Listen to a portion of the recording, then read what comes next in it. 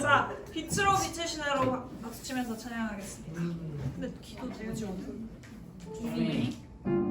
성경책도 준비했지? 어딘지 나가? 아니 안 얘기해줘. 네, 시작하겠습니다.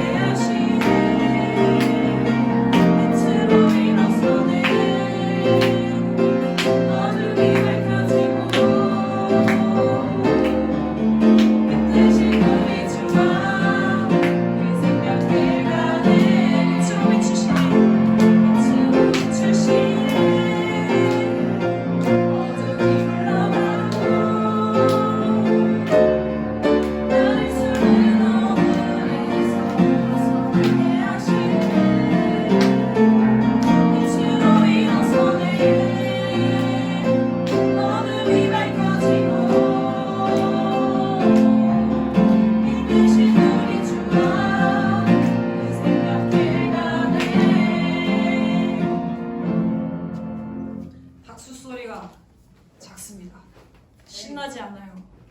밝은 빛이 가득해를 더욱 신나게 찬양 부탁드립니다. 밝은 빛이 가득해 찬양하시겠습니다.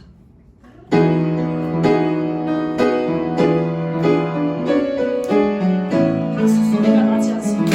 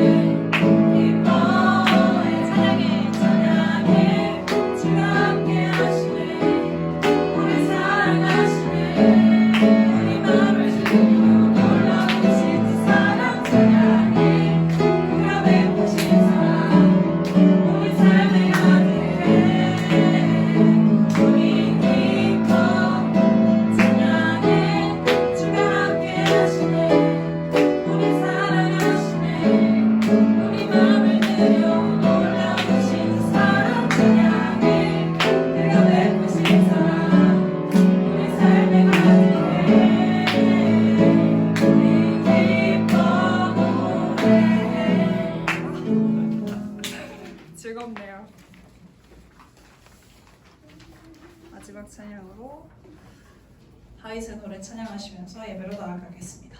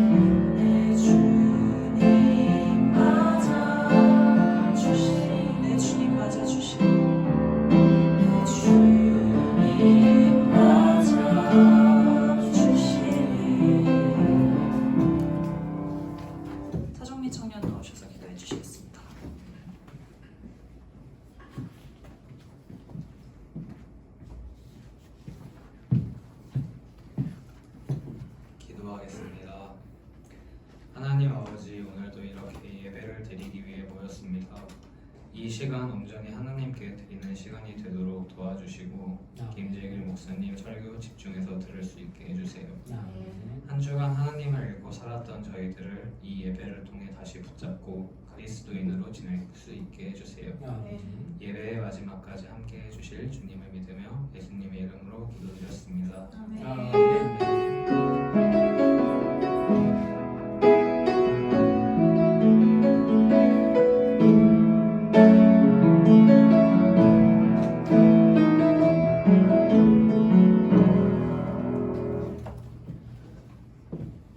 오늘의 성경 말씀은 요한복음 8장 31절부터 36절까지 읽겠습니다.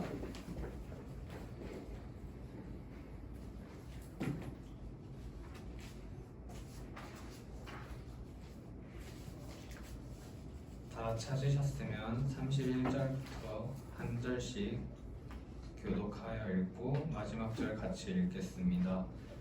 그러므로 예수께서 자기를 믿은 유대인들에게 이르시되 너희가 내 말에 거하면 참으로 내 제자가 되고 진리를 알지니 진리가 너희를 자유롭게 하리라.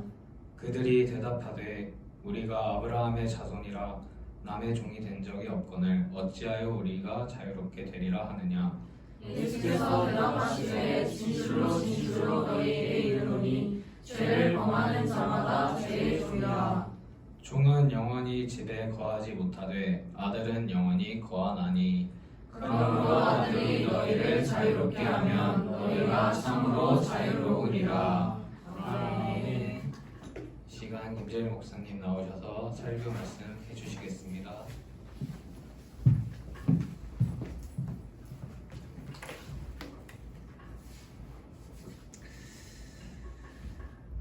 하나님은 참되신 분이십니다. 그러므로 그에게는 거짓이 없으시고 또 그분의 입으로 하신 모든 말씀은 결코 시건하지 아니하십니다. 하나님은 진리의 아버지십니다. 그래서 모든 말씀이 아버지에게서 나오며 진리 또한 아버지에게서 나오는 것입니다. 그가 예수 그리스도를 세상에 보내신 것은 우리로 하여금 진리를 알게 하려 하시는 것입니다. 예수께서 말씀하시기를 나는 진리요 라고 말씀하셨습니다. 그러므로 예수를 아는 것이 곧 진리를 아는 것이요, 예수를 안다 하면서 진리를 모른다면 그는 예수를 모르는 것이요, 또한 진리를 안다 하면서 예수를 모른다면 그 또한 진리를 모르는 것입니다. 세상 사람들은 진리란 말을 표현할 때 참이치라고 이해하고 있습니다. 진리는 마치 참이치입니다. 그러나 주님이 말씀하시는 것은 세상 사람들이 말하는 그것보다 높은 의미의 이치가 있습니다. 하나님 우리에게 보내신 예수 그리스도를 알므로 우리는 비로소 진리라고 하는 것을 깨닫게 됩니다. 과거 율법이 선지자들을 많이 파송했지만 또 그들로 말미암아 하나님의 말씀을 전하였지만 그 말씀을 들은 많은 하나님의 백성들은 그를 진리로 듣지 않았습니다. 왜냐하면 율법은 예수 그리스도에 대한 예언의 말씀은 상당히 많습니다. 그래서 성경 가운데 예수 그리스도에 대한 구약의 예언이 32,500여 가지가 된다고 할 정도로 굉장히 많은 예언들이 구약에 나타나고 있습니다. 다만 그렇게 많은 예언이 메시아인 예수께로 초점이 맞춰져 있지만 예수의 이름은 결코 말하고 있지 않기 때문에 구약에 그런 하나님의 말씀이라 할지라도 결코 진리라고는 표현하지 않는 겁니다. 그러나 복음은 예수의 이름을 우리에게 알게 합니다. 하나님은 우리에게 그의 아들을 알게 하셨고 또한 그의 이름을 알게 하셨는데 하나님의 아들을 안다 하면서 그 이름을 모르면 하나님의 아들을 모르는 것으로 하나님은 인정하십니다. 그러므로 우리는 하나님의 아들을 알므로써 비로소 진리를 알고 그로 인해 따라오는 것이 바로 자유라고 하는 것입니다. 하나님의 아들의 이름을 알고 믿고 있는 그에게 찾아오는 게 바로 자유라고 하는 것을 성경은 우리에게 증거하는 것입니다. 천하 인간에게 구원을 얻을 만한 다른 이름을 우리에게 주신 적이 없다라고 사도행전 4장 2절에 증거합니다. 그 그 이름만이 우리에게 구원을 주시는 이름이라고 성경은 강력하게 주장합니다. 곧 그 이름을 아는 것이 곧 진리를 아는 것이요 진리를 아는 것이 곧 자유하다라고 하는 것을 계속 증거하는 겁니다. 신구약의 성경은 모두 하나님의 말씀이 틀림이 없습니다. 그러나 그 말씀 가운데 특별히 신약 성경만 오직 예수의 이름을 전하기 때문에 신약 성경에 있는 말씀을 진리라고 말하고 있다라고 하는 것입니다. 복음이라고 하는 이 말은 진리라고 말하지 않습니다. 복음은 그 문자 그대로 풀이하면 하나의 기쁜 소식이라고 표현합니다. 곧 이는 진리를 전달하는 그 기쁜 소식을 전달하는 수단이다라고 하는 겁니다. 그러니까 진리를 전하는 수단이 뭐냐? 복음이다라고 하는 거예요. 그러니까 복음 자체로는 진리라고 말하지 않습니다. 복음은 기쁜 소식, 뭐가 기쁘냐? 진리를 말하게 하고 진리를 알게 한다는 까닭에 기쁜 소식, 복음이라고 말하지 복음이라고 하는 것 자체를 진리라고 말하지 않는다는 거예요. 그러므로 복음을 듣고 진리를 깨달을 때만이 비로소 우리에게 하나님의 비밀이 드디어 나타나게 된다고 하는 것을 성경은 증거하고 있다는 겁니다. 골로새서 1장 27절의 말씀을 보게 되면 복음 전도가 무엇인지 분명하게 말하고 있습니다. 복음 전도란 곧 하나님의 비밀이신 예수를 전하는 것이다 라는 겁니다. 하나님께도 비밀이 있다는 거예요. 그 비밀이 바로 예수였다는 겁니다. 예수는 하나님의 비밀이며 진리라고 하는 것입니다. 진리는 영원히 굴절이 없는 것입니다. 그러므로 진리를 안다고 하면서 설명하지 못하는 까닭은 그것은 진리에 대한 체험과 불투명하고 또 불확실하기 때문에 알 듯하면서도 정확하게 모르기 때문에 진리가 뭐냐고 누가 내게 물으면 대답 못한다는 거예요. 그러나 진리를 확실하게 말할 수 있다는 것은 체험 있는 자는 말합니다. 체험을 갖게 되면 그 진리가 불투명하고 불확실하지 아니하고 확연하게 드러나기 때문입니다.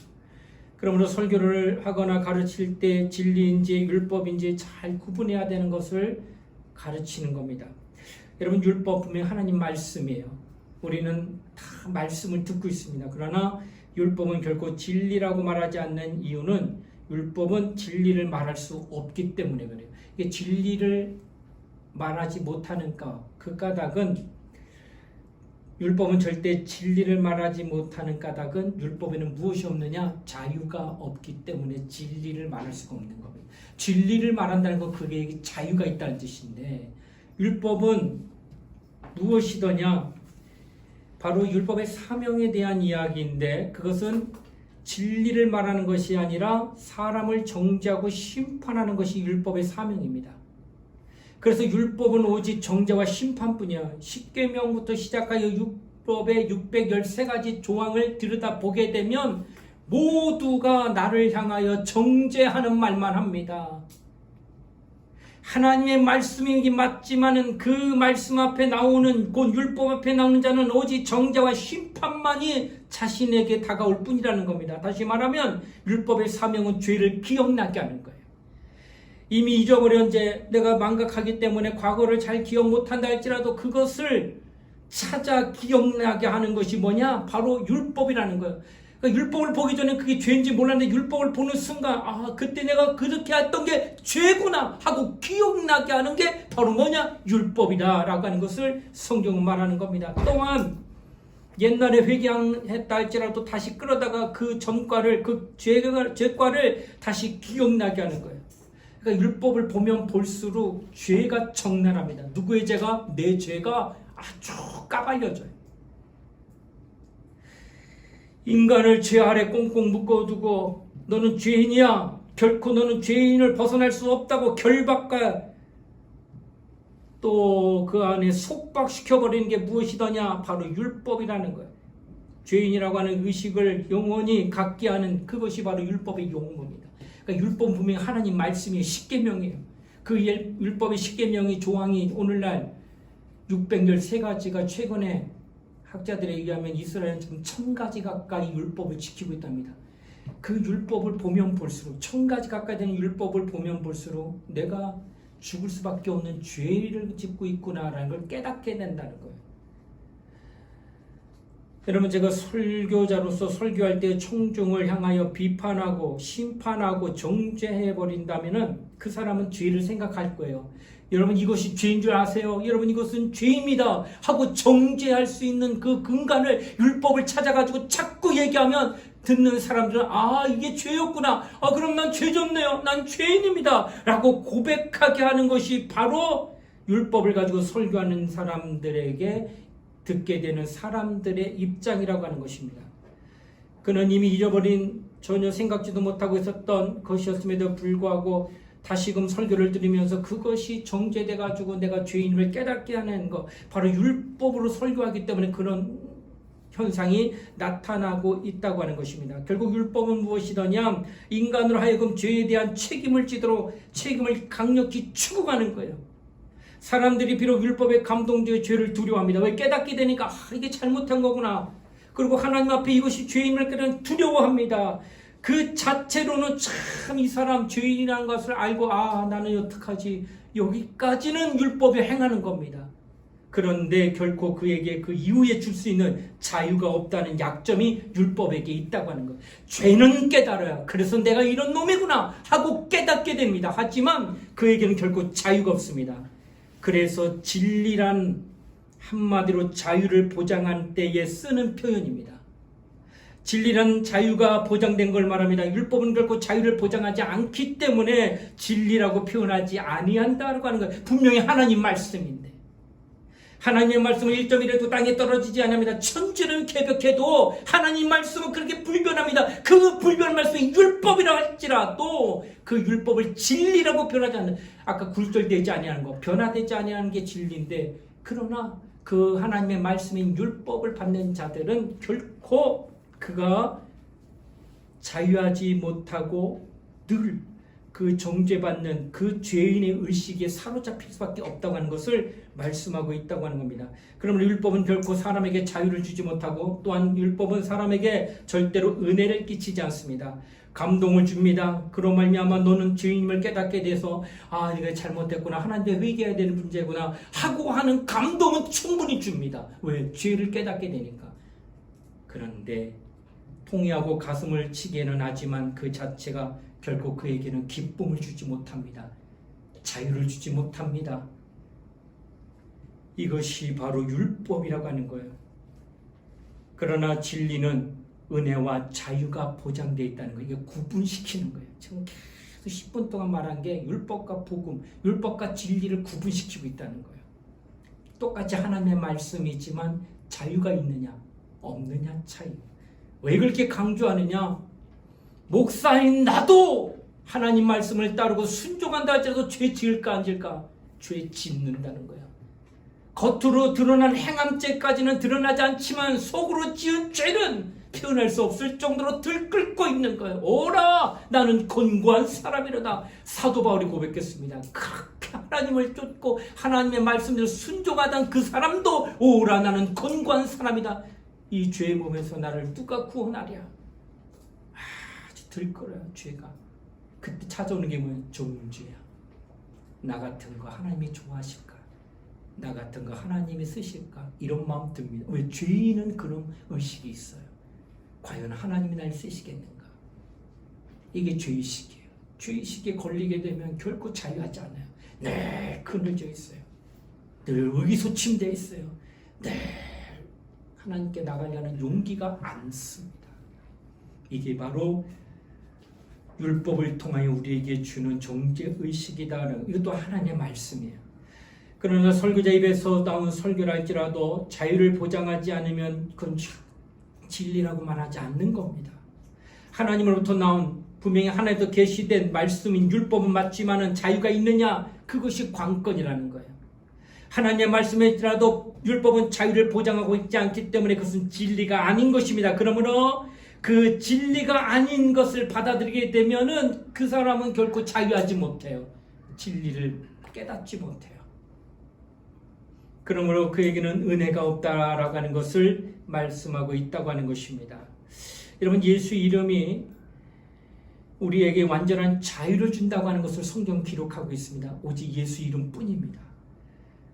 한글로 구속이라는 단어는 두 가지 의미가 내포되어 있는데 그 첫 번째는 죄인을 잡아다가 유치장에 가둘 때 저 구속됐다고 표현합니다. 아마 매스컴 통해서 누가 정치인이 이거 뭐 해가지고 구속됐다 이럴 때 이제 죄인을 잡아다 유치장에 가뒀을 때 구속이라는 표현을 쓰고, 또 하나의 구속은 한글은 같은 한글인데 예수의 피로 죄 사함 받을 때 구속됐다 이런 표현 쓴다는 겁니다.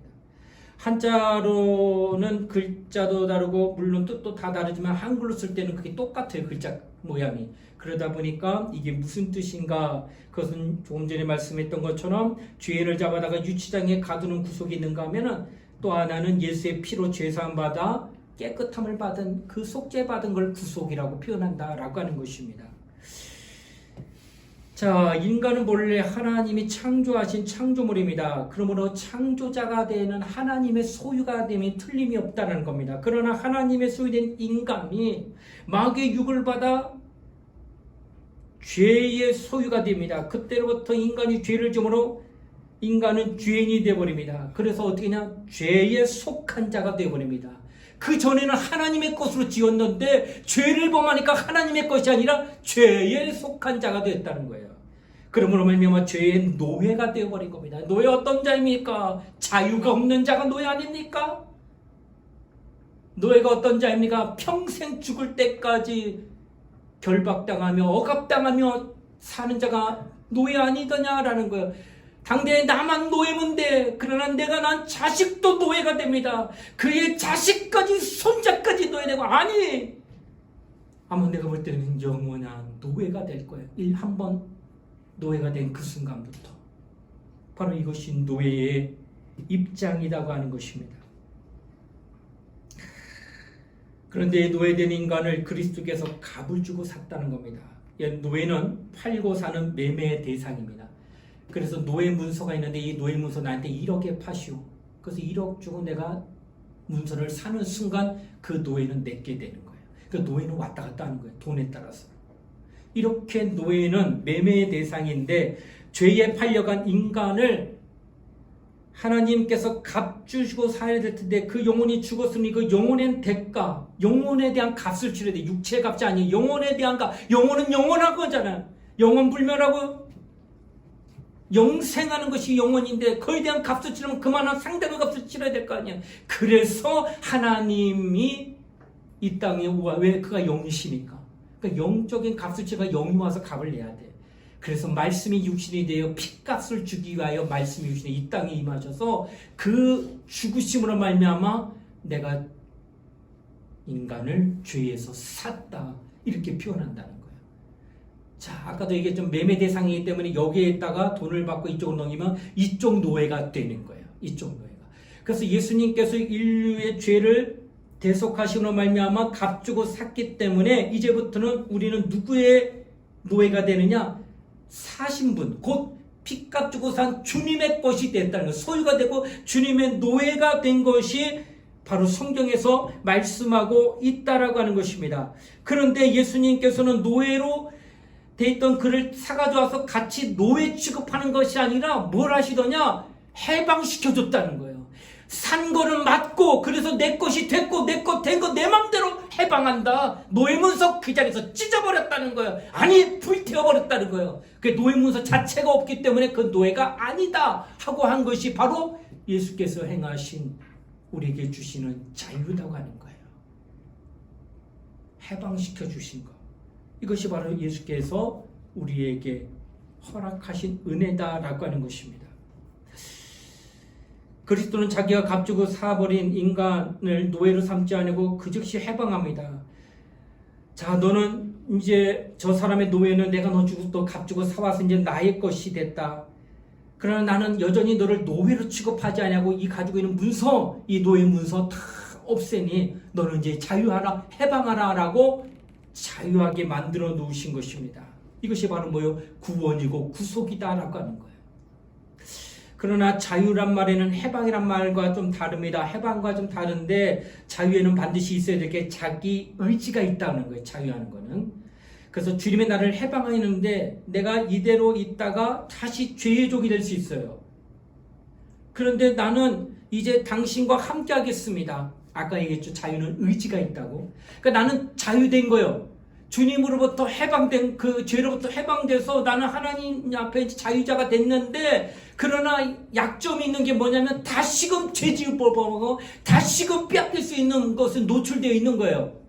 그래서 의지를 사용합니다. 어떻게? 나를 해방시켜 주신 주님, 나는 이제 나 홀로 살지 아니하고 난 주님과 함께 하겠습니다. 나는 주님으로 말미암아 내가 살겠습니다 하고 주님과 연합하려고 주님과 함께 하려고 하는, 그래서 나는 예수와 함께 하렵니다 하고 예수 안에 들어오려고 하는 그 의지를 드러낸 그를 성경은 말하는 자유. 이게 참 자유. 자, 여러분, 수심이 한 30m 되고 위에 다리가 설치되어 있는데 여기에 뭐가 없느냐? 난간이 없어요. 나는 자유를 왔다 갔다 할 수 있어요. 그런데 뭐가 없어요? 난간이 없어요. 건너갈 수는 있는데 죽을 수도 있어요. 왜? 난간이 없으니까. 건너가면 잘 된 건데 바람이 불거나 흔들리면 떨어지면 수십 미터 물에 빠져 죽는 거예요. 자유예요. 왜냐면 내 마음대로 걷다갈 수 있으니까. 근데 여기에 진정한 자유냐 그게? 아니요. 죽을 수도 있는 건 자유가 아니겠지. 여기 뭘 세우니까? 거기에 난간을 세워요. 혹 넘어져도 죽지 않게. 안전장치. 이걸 뭐랄까? 예수 안에 들어오면 다시는 죽지 아니하는 이런 같은 역할을 하는 게 바로 예수와 함께하는 거예요. 왜 그럴까? 예수와 함께하는 자를 예수 뭐라? 형제라 칭하라 할 것이고 그는 하나님을 아버지라 할 것이다. 자식을 위해서 죽는 아버지는 이 땅에 수두룩 많습니다. 왜? 내 새끼니까. 하나님 아버지를 향하여 아버지로 부르는 그런 자식이요, 자식을 향한 하나님 아버지의 그를 보호하고 그를 지키려고 하는 것은 그의 모든 권한을 사용해서라도 절대로 죽지 않도록 하는 그 안전장치에 속하여 있는 자가 참 자유한 자는 죽지 않는 자유가 있다는 거예요. 그러나 만약 나는 해방되어서 내 뜻대로 내 마음대로 한다고 하여서 다시 죄의 종이 될 수 있는 노출되어 있는 그 상황에 있는 게 진정한 자유겠느냐? 아니면 예수 안에 들어와서 마치 난간이 있어가지고 안전장치가 되어 있는 그곳에서 어찌됐든 난 죽지 않으려는 확신을 갖고 신앙생활하는 그 자가 진정 자유자냐? 우리는 후자가 된다는 거예요. 내 의지를 사용해서 예수와 나는 함께하게 되라. 아까 진리를 알기는 진리가 너희를 자유케 하리라 할 때 이 자유가 바로 이와 같은 자유예요. 내가 곧 길이요 진리요 생명이니 나를 만난 자는 아버지께로 올 자가 없느냐고 요한복음 14장 6절에 얘기한 예수가 말씀하시고, 내가 진리냐. 그러니까 내가 진리, 자유자가 되신 주님께 내가 함께 하겠습니다 하고 그에게 나오는 그가 진정한 참 자유를 얻게 되게 된다는 거예요. 이렇게 진리 안에 들어와서 진리로 말미암아 보호를 받으며 진리로 말미암아 인도를 받으며 진리로 말미암아 나는 영원히 함께하겠다고 하는 의지를 사용하여 예수 안에 들어온 그를 하나님은 자녀라 여기고 그 자녀를 보호하시고 끝까지 책임져 주실 때에 그에게 보내시는 이가 있는데 그가 바로 성령이라. 성령은 요한복음 14장에 또 말씀하기를 저는 진리의 영이라. 진리의 영. 진리의 안에 인도를 받는 자에게 역사하는 영이 진리의 영고 성령이라는 거예요. 그러니까 성령은 진리 안에 들어온 자들을 보호하시고 인도하시도록 하나님의 보내심을 받은 하나님이시다는 거예요. 그러니 하나님이 멀리 계지 아니하고 내 안에 계시기 때문에 나를 인도하신다는 거예요. 그래서 멀리 계신 하나님 기도할 때 하나님 내 기도 들으시나이까 어디 계시나이까 하지 않습니다. 하나님이 늘 나와 함께하고 있기 때문에. 이런 은혜는 바로 진리를 아는 자에게 나타나는 하나님의 역사라고 하는 거예요. 율법도 하나님의 말씀이요 진리도 하나님의 말씀이지만 성령의 역사하는 그 말씀은 바로 진리의 말씀, 곧 복음으로 말미암아 깨닫게 되는 예수 그리스도에 관한 말씀으로 성경은 우리에게 말씀하고 있다라고 하는 것입니다. 자유는 하나의 개념적이고 관념적인 것이 절대 아닙니다. 그리스도인의 신앙 완전한 체험으로부터 오는 것이기 때문에 그에게는 완전한 자유는 체험으로부터 출발한 거예요. 부인할 수 없다는 거예요. 성경 그 자체가 체험한 사람들을 완전한 자유의 간증으로 나타나고 있다는 것입니다. 그래서 율법에 의해 정죄된 자들에게 성령의 역사가 나타나지 않습니다. 과거 부흥 집회에 저도 많이 다녔지만 참 강사들이 많이 말하는 게 회개하라 그래요. 그래서 회개 많이 합니다. 그 앞에 나가지고 막 눈물 콧물 쏘면서 나는 이런 죄를 졌구나, 나는 용서받아야 될 놈이구나 하고 회개를 합니다. 그러나 회개하는 동안엔 절대로 성령의 역사는 나타나지 않습니다. 감동받아서 회개까지는 했는데 그 안에 성령의 역사가 나타나지 않는다는 사실이에요. 어떤 사람은 회개한다고 사내가 금식도 하는 거 보았고요, 기도원에 가서 철야하며 밤새 기도하는 거 보았습니다. 그러나 그에게는 자유가 없습니다. 왜 그럴까?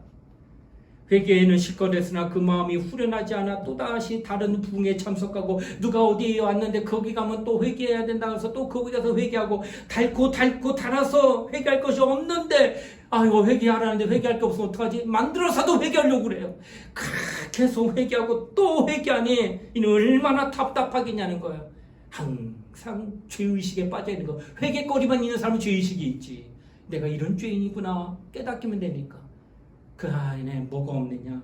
자유가 없다는 거예요. 죄를 끌어다가 나는 죄인입니다 하며 죄인임을 끝까지 주장할 뿐이지 그에겐 진정한 자유가 없고, 자유가 없는 그에게는 기쁨도 없는 겁니다. 성령은 오직 자유한 자에게만 임한다고 말씀드렸습니다. 그러므로 성령이 나와 함께 하기를 원하고, 성령이 나를 지원해주고 내 마음에 감동하시고 역사해주길 원한다면 당신 진리 안에 있어야 되는 거예요. 율법으로 정죄받는 게 아니라 예수의 피가 나를 사하였고 이제는 내가 예수로 말미암아 사는 자니 주님의 명령에 순종하며 주님의 뜻대로 인도를 받겠다고 고백하며 하나님 앞에 나가면 그때 비로소 진리 안에 있는 그에게 성령이 임하시고, 성령이 임한 그를 좌로나 우로나 치우치지 아니하고 하나님 뜻대로 인도받게 한다는 거예요. 그런 믿음은 유혹으로부터 이깁니다. 그 같은 믿음은 어떤 타락으로부터 이기게 하는 하나님의 말씀이 된다고 하는 것을 성경은 우리에게 증거하고 있다라고 하는 것입니다. 그러므로 우리를 자유케 하는 건 육체를 자유케 하는 것이 아니라 우리 영혼을 자유케 하신다라고 하는 것을 성경 우리에게 증거하고 있습니다. 사랑하는 우리 청년들이여, 이제 여러분과 나는 참 자유합시다. 정말 내 영혼이 자유하리라. 그러니까 정죄받으면서 신앙생활하면 안 됩니다. 죄인임을 깨닫아 회개까지는 해요. 그 이후에 나는 속죄받았고 구속받았다는 확실한 믿음을 가지고 앞으로 정진해야 돼요. 회개하는 사람은 거기까지만 하고 딱 신앙이 멈춰요. 그리고 더 이상 정진하지 못합니다. 한 걸음도 못 나갑니다. 늘 죄의식에 시달려 있기 때문에. 그러나 진리, 곧 예수께서 나의 모든 죄를 사하셨다고 믿고 난 뒤로부터 나는 오직 하나님의 말씀만을 쫓아 예수께서 나에게 은혜 베푸신 것을 의지하면서 용서함 받았다는 확신을 가지면서 계속 걸어가다 보면은 성령의 역사가 당신을 감동하십니다. 성령이 막 지원해 주시고 성령이 막 역사하는 거예요. 그래서 율법으로 말미암아 우리가 신앙생활하는 것이 아니라 진리로 말미암아 신앙생활을 해야 된다는 거예요. 그러니까 정죄받는 그런 이야기나 이런 것들이 들어올 때는 정죄받아야지, 그래야 회개할 수 있으니까. 그리고 말면 안 된다는 거예요. 정죄받아서 회개하고 나면 용서받았다는 확신을 가지시고 그때로부터는 더욱 하나님의 말씀에 인도를 받기 위하여 계속 가야 돼요. 근데 내가 분명히 죄를 용서함 받았어. 근데 부흥 강사가 말하기를 또 회개하라고 할 때 분명히 난 용서함 받았는데 나 또 회개하라고 하네. 나는 또 죄 지은 거야. 나 또 회개해야 돼. 이렇게 넘어가지 말라는 거예요. 내가 이미 회개하여서 용서함 받았다는 확신이 있다면 진리로 그것을 인정하란 말이에요. 예수의 보혈로 나는 깨끗함 받았다는 확신을 그냥 갖고 믿으란 말이에요. 그리고 난 뒤에는 담대하게 가라는 거예요. 거기에 다시 또 억압해가지고 나도 죄인이네, 나도 회개될 사람이네, 이렇게 하다 보면 자꾸 당신의 신앙이 앞으로 안 나가요. 우리의 믿음은 회개는 회개해야 됩니다. 늘 죄지니까. 하지만 거기에서 늘 머물리지 않아요. 앞으로 계속. 그러니까 율법과 복음, 진리가 조화가 이루면서 계속 앞으로 나가야 되는 거예요. 이런 믿음이 있을 때 그가 정말로 진리로서 하나님의 인도를 받는 하나님의 사람이 되어진다라고 하는 것입니다. 예수께서 우리를 자유케 하셨으니 우리 영혼은 참 자유한 것입니다. 그리스도가 오셔서 우리의 죄값을 다 지불하였으니 우리는 이제 해방되었습니다. 오늘 어떤 자는 다시 죄의 노예로 가며 세상으로 다시 가는 자가 있어요. 왜? 인도 못 받기 때문에. 왜? 난간이 없기 때문에. 또 가는 거예요. 또 죄의 나라고. 이미 내가 교회 나와서 은혜 받았으면 그때부터 완전히 진리로 속하기 위하여 예수께로 나가는 거예요. 그로 말미암아 성령의 지도와 인도를 받으며 갈 때만 절대로 세상을 안 나갑니다. 근데 그게 아니니까 또 나가는 거예요. 세상으로. 그러나 하나님 우리에게 주시고자 하는 것은 영원한 자유이기 때문에 그 영원한 그 사람이 하나님의 영으로 인도받게 하긴 하나님의 뜻이 있다는 겁니다. 이제 우리는 그리스도의 피로 산 노예이지만 노예로 속박하지 않고 해방시켰지만 이제는 우리는 그에 더불어 더 나아가 우리 그와 함께 하려고 자신의 의지를 사용하며 하나님 안에 거하려는 그 믿음을 보이란 말이에요. 말씀을 더 의지하고 말씀을 신하란 말이에요. 그렇게 될 때에 우리는 영원한 자유자가 되고 이를 위하여 성령이 보증하십니다. 여러분 보증 무섭습니다. 보증 잘못 쓰면 집 날아가요. 왜? 보증이 그런 능력이 있어요. 하물며 이 땅에서 그런 능력을 맛보았는데 그 보증과 같은 그 능력을 영원한 능력으로 성령이 당신이 하나님의 것이라고 그러니까 보증은 책임진 거예요. 그 사람 대신. 하나님의 성령은 당신의 영혼을 영원히 책임져 주시려고 오신 분이라는 거예요. 보증하시려고. 그런 성령의 역사가 내 안에 있다면 무엇이 두렵겠냐는 거예요. 두렵지 않습니다. 보증이 없기 때문에 두렵고 떨리고 불안하고 불확실한 거지. 성령이 증거를 받는 그 사람은 결코 두려워하지 않습니다. 정죄받으며 침체되지 않습니다. 이런 믿음이 있기를 원한다는 것. 그럼 여러분과 나는 믿음의 진보를 향하여 계속 성장해야 돼. 어느 순간 멈춰서 도태되거나 거기서 절망하는 것이 아니라 성령의 지도를 계속 받은 그 믿음이 잘 자라야 된다는 거예요. 믿음이 잘 자란 자 하나님이 기뻐하실 뿐만 아니라 그 믿음을 사용할 수 있는 모든 여건을 마련해 주십니다.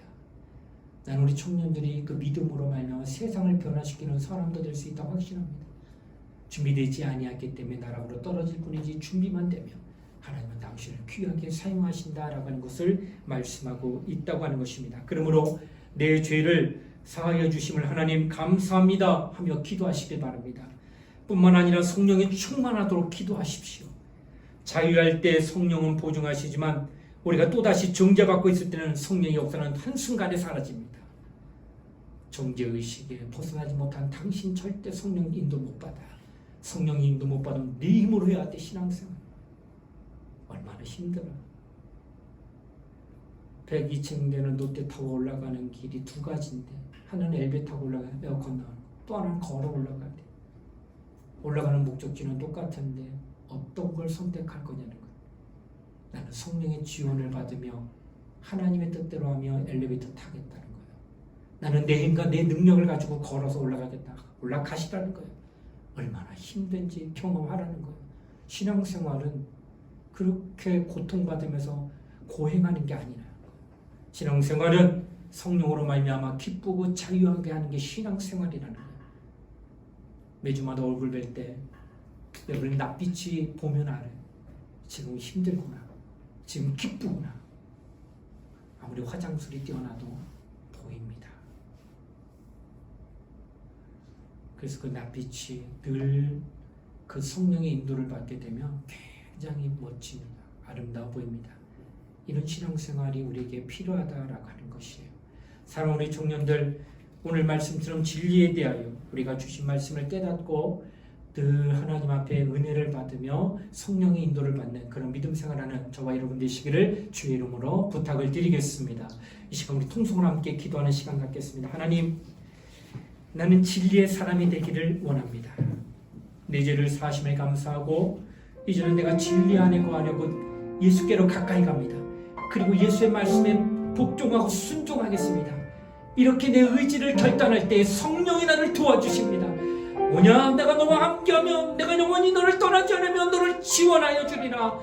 나는 너를 하나님 뜻대로 사용되도록 내가 인도하리라. 주님이 말씀해 주실 것입니다. 우리 그런 믿음을 가지고 이 시간 예수 한번 부르고 진리로 인도받는 하나님의 사람이 되게 해달라고 우리 합심하며 함께 간절히 기도하시겠습니다. 예수여, 하나님 아버지 감사드립니다. 오늘 우리는 진리의 내 말씀을 깨닫는 자 내가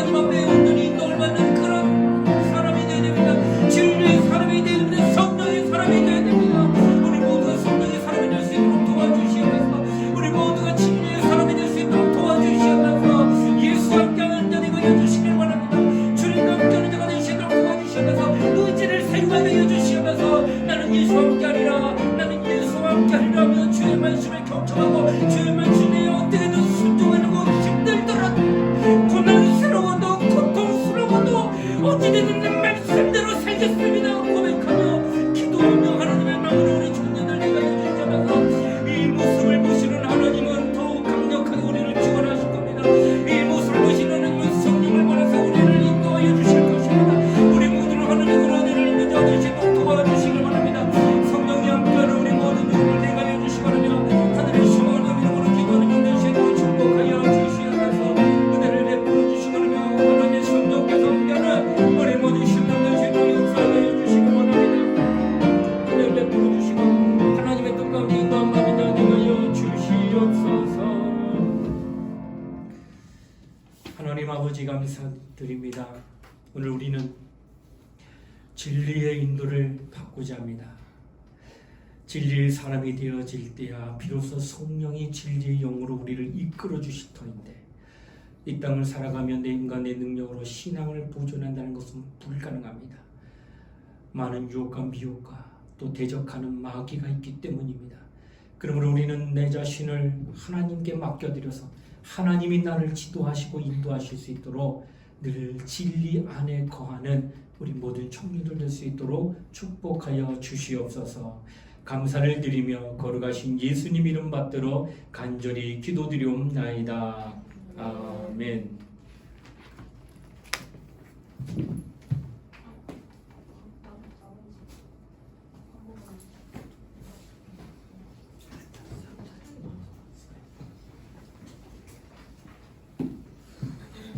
다윗의 노래 찬양하시겠습니다.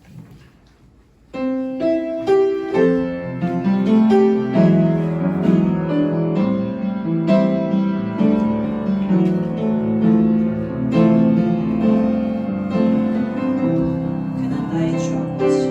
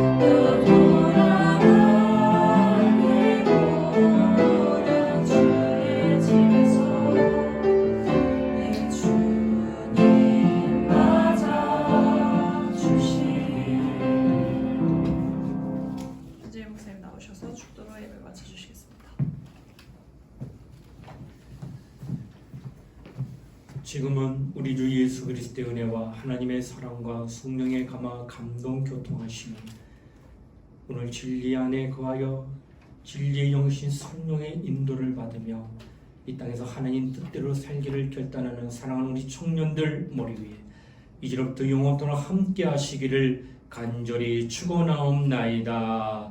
아멘.